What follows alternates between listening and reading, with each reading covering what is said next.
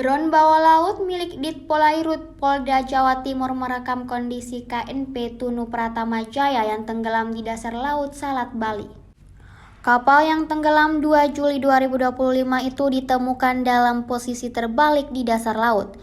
Tulisan Tunu Pratama Jaya di lambung kapal juga terekam secara jelas.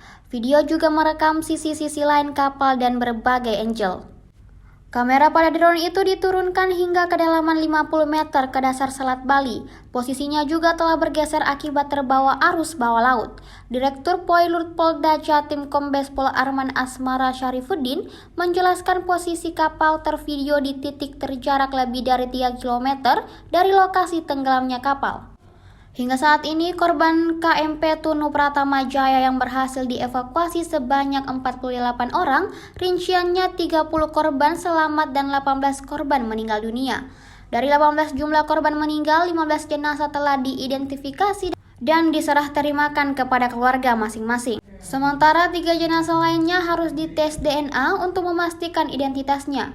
Secara total, korban KMP Tunu Pratama Jaya berjumlah 65 orang berdasarkan manifest dan data kru. Namun beberapa korban diketahui tak masuk dalam daftar manifest. Tim SAR gabungan telah menemukan lokasi pasti titik bangkai KMP Tunu Pratama Jaya yang tenggelam pada Rabu 2 Juli 2025. Penemuan titik lokasi bangkai kapal ini merupakan satu progres positif dari upaya pencarian yang berlangsung hingga hari ke-12 ini.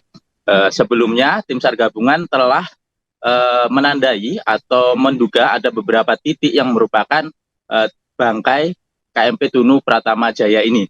Namun, setelah diverifikasi lebih lanjut, setelah dicek lebih lanjut, ternyata ada beberapa hal yang menyimpulkan bahwa titik-titik yang sebelumnya diduga adalah bangkai KMP Tunu Pratama Jaya ini ternyata bukanlah bangkai kapal yang tenggelam tersebut, karena dari hasil penskenan dari sonar yang dimiliki oleh TNI AL, ukuran logam yang terdapat di titik-titik sebelumnya berbeda atau lebih kecil dari ukuran dimensi KMP Tunu Pratama Jaya. Hasil pengecekan terakhir, lokasi bangkai yang akhirnya dianggap sebagai bangkai KMP Tunu Pratama Jaya ini berada di jarak sekitar 3,95 km ke arah selatan dari titik lokasi terjadinya kapal tenggelam.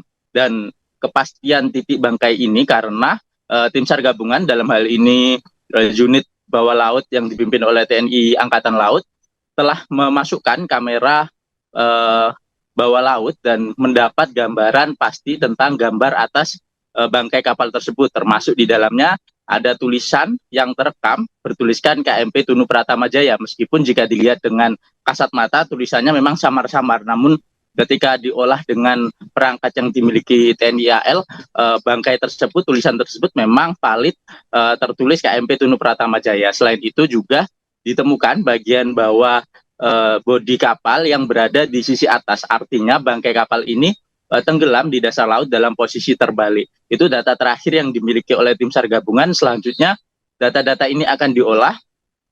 Pada pencarian hari ini, tim SAR gabungan akan mencoba untuk menandai titik bangkai tersebut supaya akan terus terdeteksi andai kata bangkai tersebut berpindah mengikuti arus dasar laut. Karena memang arus dasar laut di Selat Bali ini terkenal menjadi salah satu titik penyeberangan dengan arus dasar laut yang sangat deras, yang kecepatannya mencapai 2 hingga 3 knot.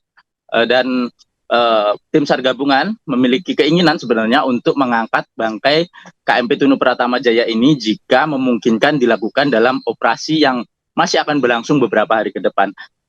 Sepanjang ini sebenarnya setiap ada kecelakaan laut yang terjadi di Selat Bali, belum pernah ada bangkai yang berhasil diangkat oleh tim SAR gabungan karena memang kesulitan beberapa hal, termasuk kesulitan untuk mengangkat bangkai kapal yang ukurannya sangat besar. Sejak sekitar tahun 1980-an tercatat 7 kecelakaan laut yang terjadi di Selat Bali, dan yang terakhir terjadi adalah kecelakaan yang mengakibatkan tenggelamnya KMP Tunu Pratama Jaya ini.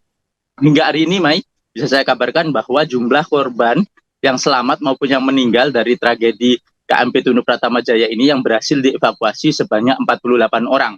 Rinciannya 30 korban selamat dan 18 korban lainnya dinyatakan meninggal dunia. Dari jumlah tersebut masih ada hingga saat ini 2 korban yang masih dalam proses identifikasi.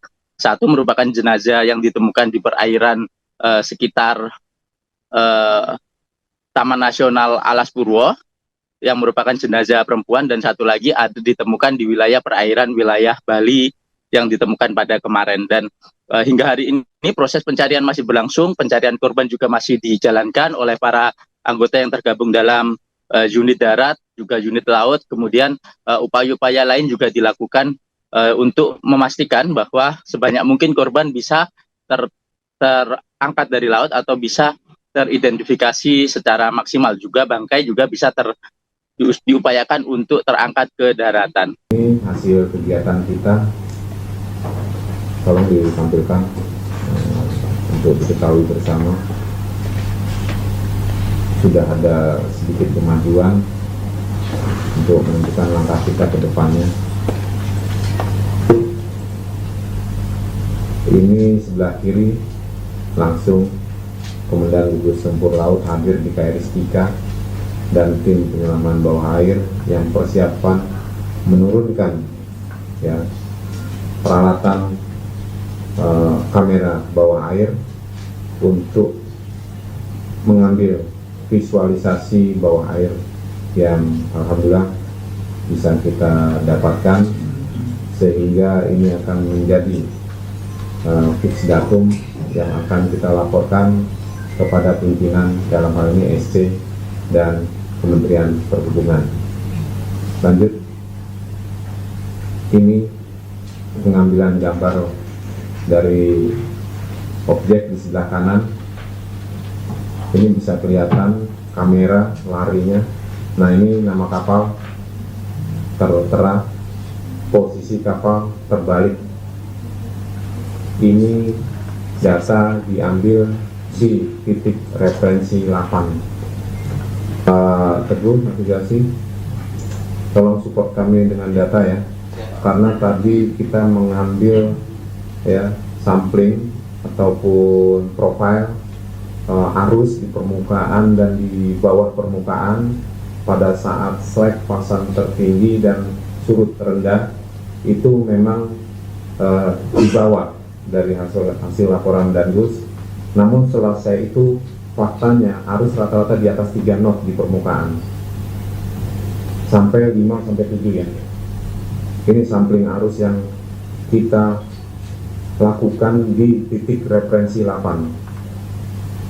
Jadi kami sampling arus itu sebagaimana mekanisme dari tim hidrografi TNI Angkatan Laut, mereka menentukan titik arus di referensi 8 yang sekarang sudah kita nyatakan sebagai fix datum, sehingga langkah-langkah berikutnya dari Distrik Navigasi Kementerian Perhubungan harus memberikan marking data, marking position di titik lokasi tersebut, dan membroadcast secara terus-menerus untuk e-broadcastnya atau NTM, Notice to Marine, kepada seluruh pengguna kapal di Selat Bali, sehingga tidak merusak dan merubah posisi bawah air.